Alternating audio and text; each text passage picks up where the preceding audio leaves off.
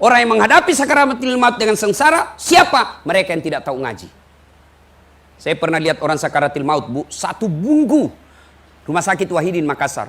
1 minggu sakaratul maut, enggak mati-mati. Ingat, kalau ada orang sakaratul maut lama, berarti lama disiksa itu. Saya kasihan, saya datangi, saya bisik telinganya. Bismillahirrahmanirrahim, Yasin. Dia bangun, dia lempar saya air gelas. Berhenti kau mengaji, panas telingaku. Barusannya ada orang saya ngajikan, panas telinganya.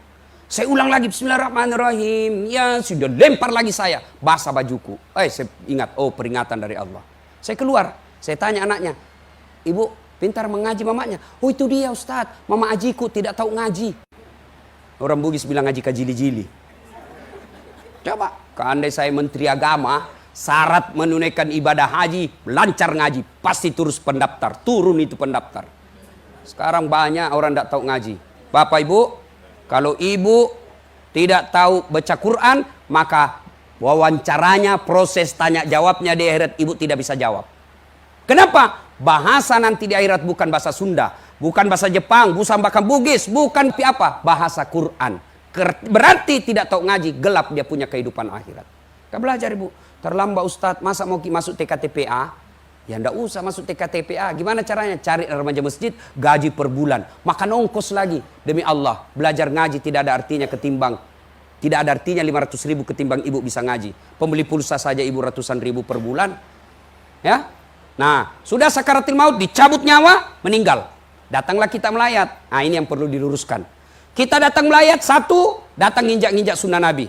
2, tambah-tambah dosa. 3, tidak ada manfaat buat orang mati. Saya lihat orang begitu. Kenapa saya bilang nginjak-nginjak sunnah Nabi? Datanglah jilbab hitam, kudung hitam, baju hitam, rok hitam, kacamata hitam, payung hitam. Siapa ajar ki hitam-hitam?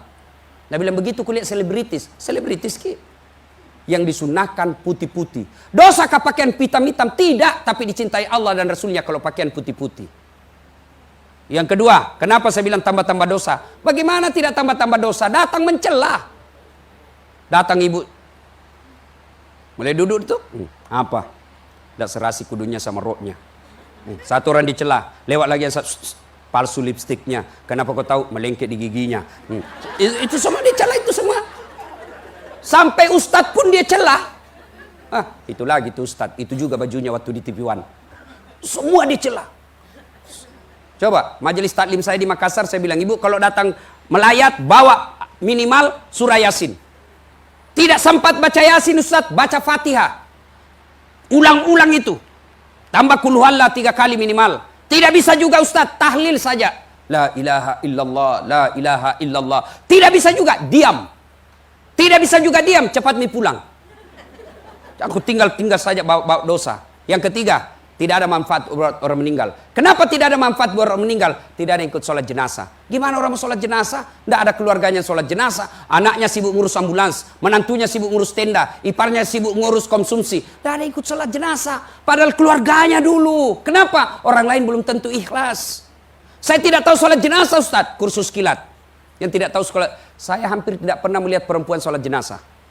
Maka jangan heran kalau ada perempuan meninggal sedikit juga yang sholat jenazah kan? Kenapa? Karena waktu hidup jarang sholat jenazah. Allah Maha Adil.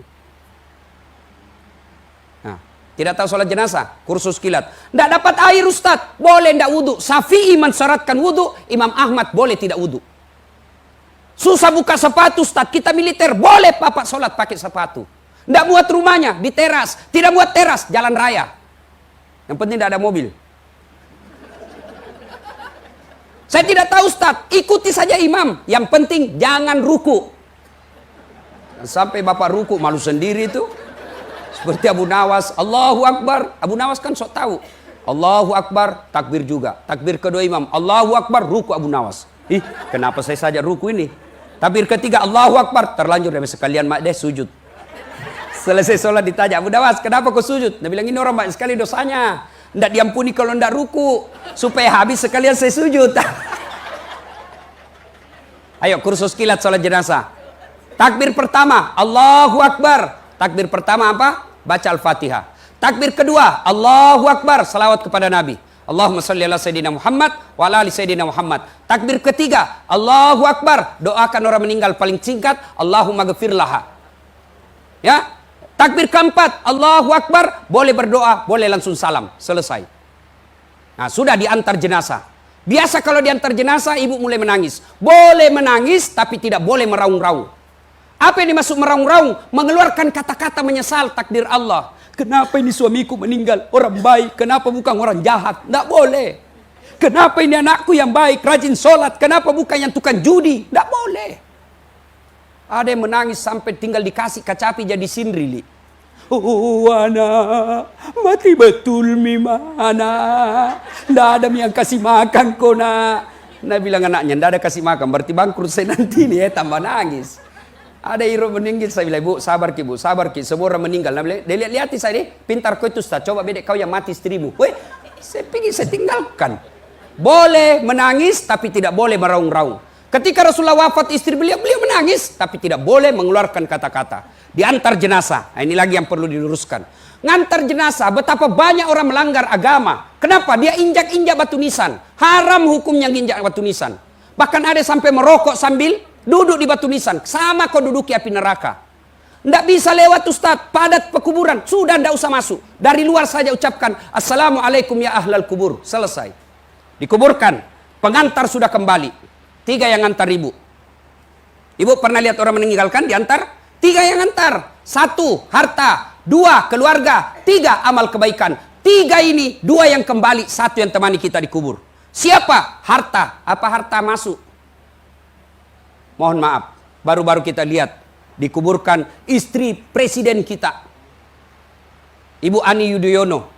Orang terkenal, satu Indonesia kenal, banyak duitnya. Masuk kain kafan dibawa, enggak kain sutra.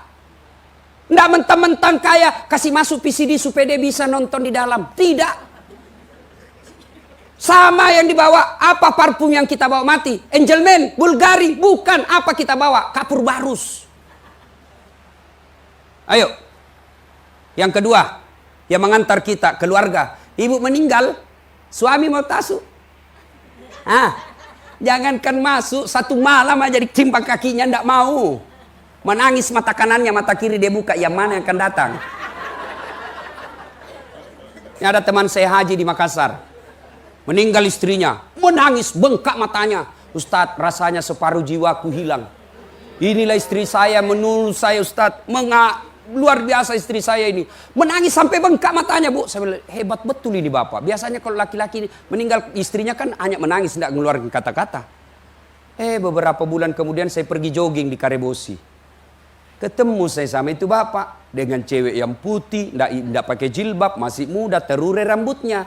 Saya tanya, Pak Haji siapa itu? Dia bilang, mohon maaf Ustaz, yang baru. Ayo.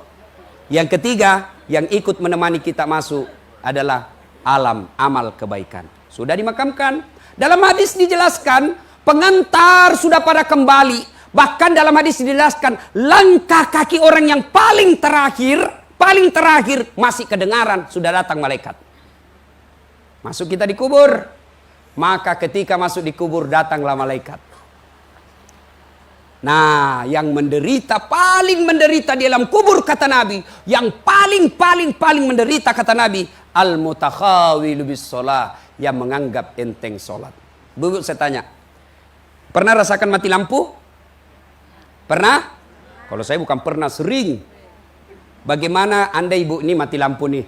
Tiba-tiba ada ular sanca masuk. Ngeri enggak Ibu? Ngeri. Mati lampu tiba-tiba ada ular.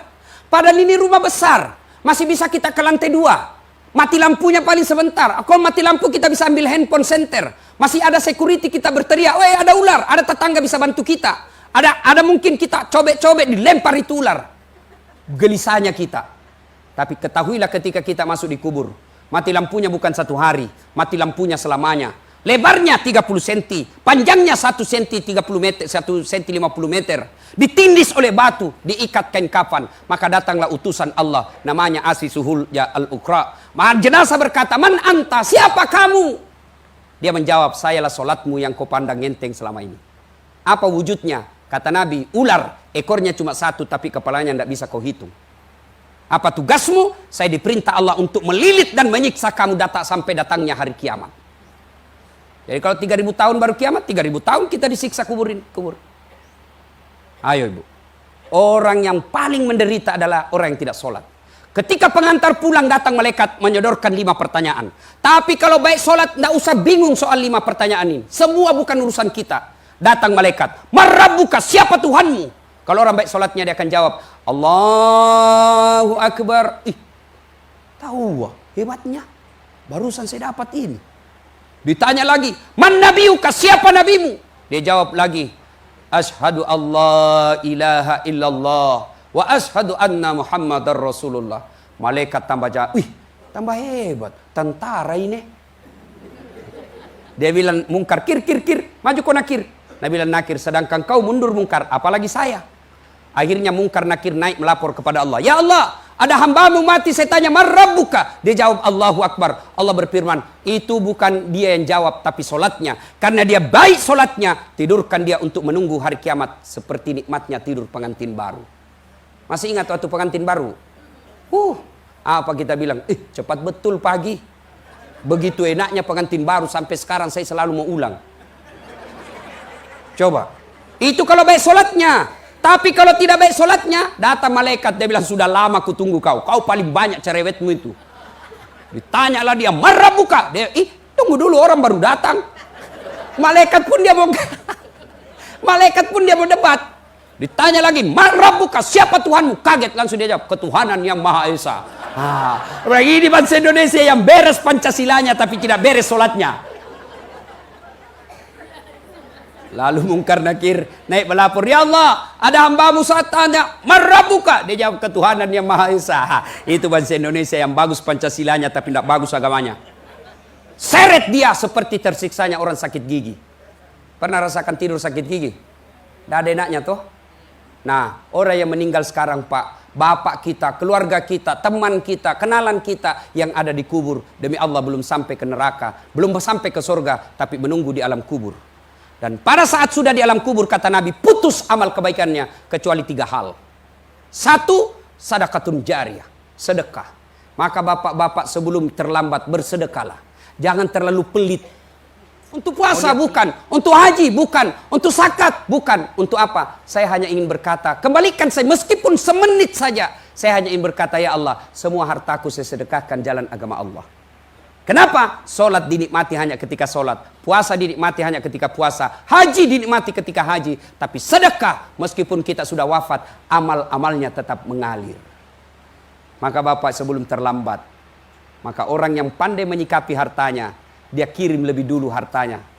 Saya tidak setuju kalau ada ustadz mengatakan, tidak usah cari uang banyak-banyak, tidak dibawa mati. Salah, cari uang banyak-banyak, bawa mati.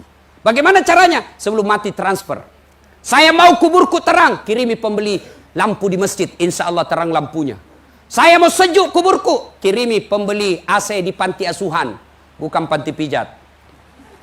Dan juga bapak-bapak tiap bulan ke panti pijat.